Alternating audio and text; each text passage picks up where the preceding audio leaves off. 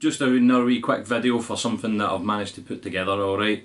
You might have seen some previous videos. A certain white box has been sitting in this corner, and I'm going to show you what was in it. Right, so for a while, excuse the shorts on my knees, for a while I fancied another Telecaster again, thanks to certain people giving me loans of guitars and stuff and all that, and it's been definitely something that I fancy getting back into. But instead of buying something, with the venture I had with the HH Strat Old Squire, I thought if anything I could probably just take my time and get a few bits and pieces back and forth over the last year and put something together. So with anything, with how good that neck has went, I went straight back to Guitar Anatomy, and I've picked up the rest of the pieces, or majority of the pieces from themselves actually, okay?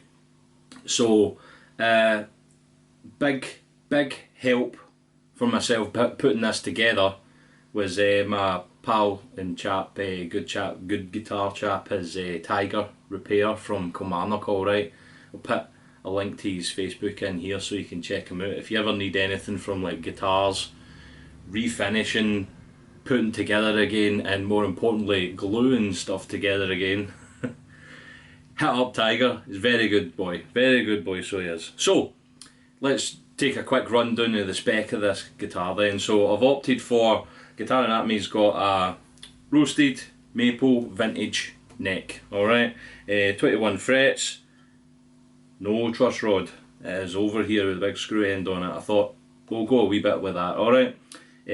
Bone nut, I've opted for the Guitar Anatomy locking tuners because they worked on the HH Strat quite well. We've got a two-piece older American body here, white pickguard, fuzzy duck pickups there for Guitar Anatomy as well. The bridge, I opted for the 6 brass saddles to see what would happen there.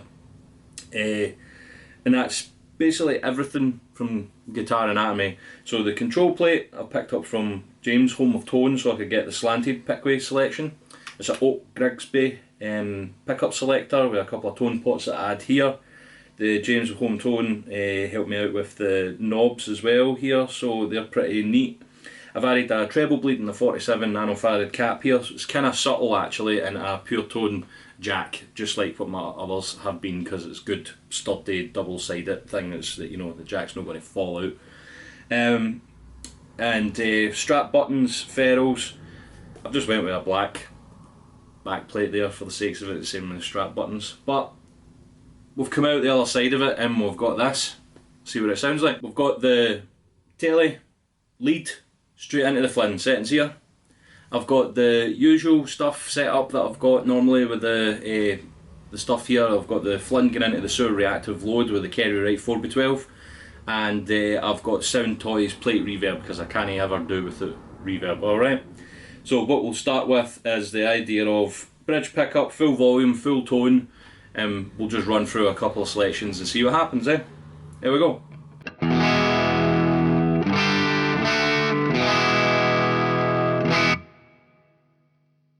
Yes. Neck pickup.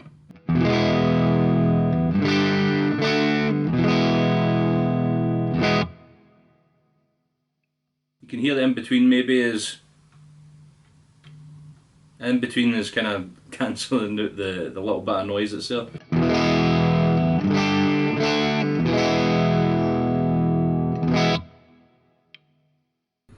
Cool, yeah? Tone.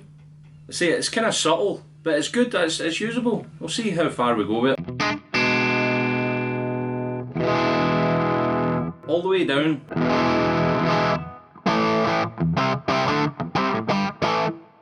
It's not muddy or anything like that, it's usable, almost kind of humbucker like.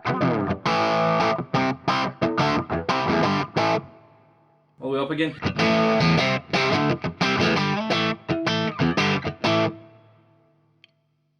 Neck pickup, tone all the way up.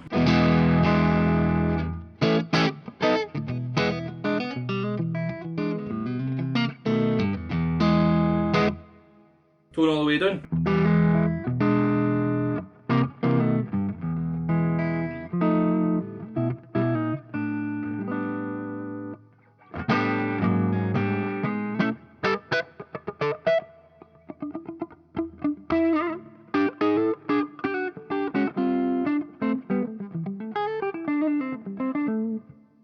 very usable. Tone all the way up again.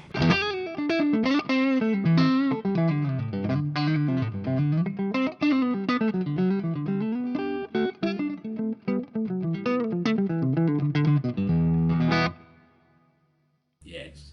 In between, tone all the way up.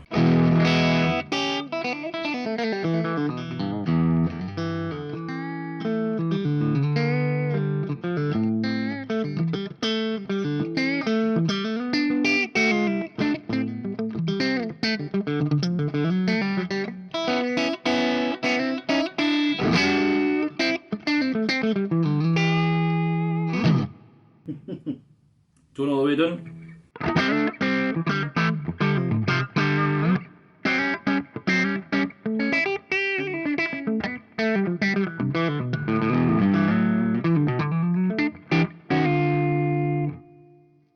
So you can hear it's quite subtle, ain't it? It's cracking, I think. Bridge back up again, full tone. Neck pick up. In between. Tone up all the way, bridge pick up. Neck pick up. In between. Aye, that's cracking. So, treble bleed been added to the volume pot. See what happens with that then.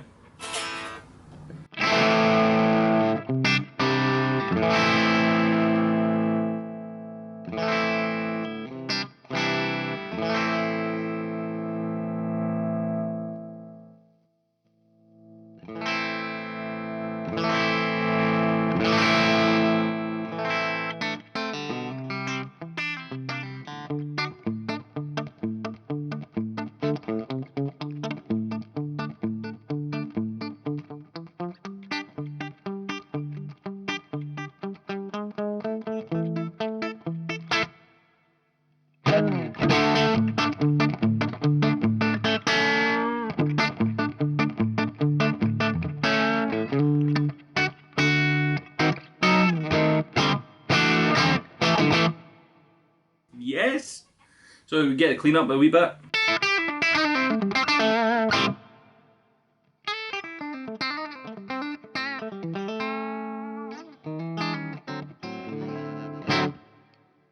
Neck pick up.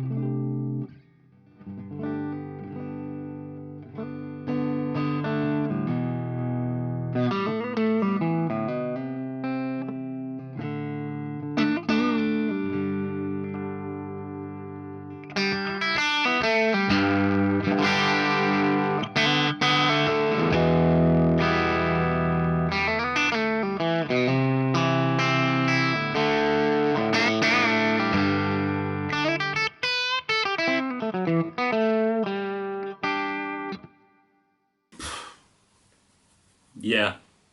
So, this is cracking, ain't it? I think it is. So, I'll tell you, actually, the real thing that's came about in this, because there's been a couple of mistakes here, right? This is a learning curve, this, you know. I don't know how to put a guitar together. I've really found that out. Found some things out, obviously, putting that H8 Strat, but this is really from ground up here.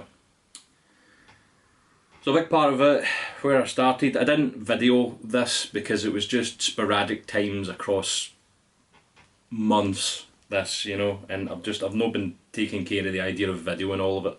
So sorry about that if you were looking for something more intrusive and all that kind of thing, but I've got some photographs of stuff. So the first thing I tackled was the idea of the neck.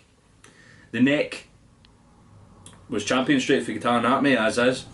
A big thing that I didn't take into consideration, right, is I picked the locking tuners that I got with my H8 Strat. The locking tuners are 10mm diameter. The vintage neck you buy from Guitar Anatomy comes with 8mm diameter holes. Mistake 1 from Chris. Alright? So, what do you do? I had a wee couple of looks online, see what people do to kind of widen these things and all that, whatever, right? And I've got a vice jig and all that you've seen when I'm using my pedals, so I thought, put it to the test, hold it very carefully, and use a dreaded word, drill. So, the drill going clockwise was digging into the wood, and some people online are saying, use a clean bit, newer, but go in anti-clockwise direction. It'll take longer, but it won't chew wood, alright? So, went from one side in, and from the back side in, and tried to meet in the middle. So I managed to do that with the E, the A, D, G and B string. And here comes the fun bit. The E string, ping. Headstock, snap. Fear. Utter fear. But, here's where Tiger comes into it. You phone Tiger, you show him a photograph of it, and he's like, what did you do? What did you do? And he's like, bring it over and let's check it out. Took it over with the machine heads and said, this is what I'm trying to do. And he's like, cool, leave this with me. Puts it together, glues it together, and there's actually a really cool bit. I mean, you won't see this, right? You won't see that. You'll know it because I've said it now, but you won't see there's actually a part of Tiger's Kitchen Flair in there. But I'm not hawking it. Right there between those two tuning locks. And you would never know. You would never know if I hadn't said, there's a grain bit here, you know, fine hairline there, just crack. But it's glued, it's been viced together, it's cured, and then he chucked the machine heads on it. And there you go, you get a guitar back. Boom. So, put this back together. Marked out the neck from where it was from the bridge, put in the holes, mounted it, always looking cool. I've never actually played a Telecaster with 6 brass saddles before. I've seen them before, like G&L stuff and all that, but I've never actually played one, so a bit of experience tells me is that I actually thought that this was in the wrong position, or maybe it was defective idea. I was always blaming myself actually, but maybe the bridge wasn't good enough or something like that. But it's cause the string, you might not be able to see, but the string hole, I lined them up, make sure that they were square. I used a couple of toothpicks actually in there, 2 here and 2 here, so that they were sitting straight, with the neck sitting with 2 bad strings on it, just so that the outside things, and made sure that the string was going down the neck as best it could have been.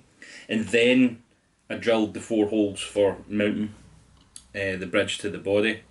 I used a bit that's there that's for door blocks so that it centres into the hole, and thought that was it. It was cool. So put it together.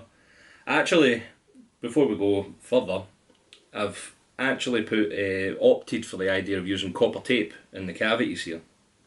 So there's copper tape in this cavity, copper tape in this cavity for the pickup, and this cavity for the pickup. I've used the copper tape on the underside of the body so that it's connecting with everything. I've put some copper tape in the pick guard here. I've connected each one of them and used a continuity test between all of them so they're effectively all connected, and when they're chucked down it's basically a Faraday cage that's been made. So it just kind of brings down the noise level a little bit. Should have maybe tested that before without it and then after, but you know, I've just went with it, what we're going to do.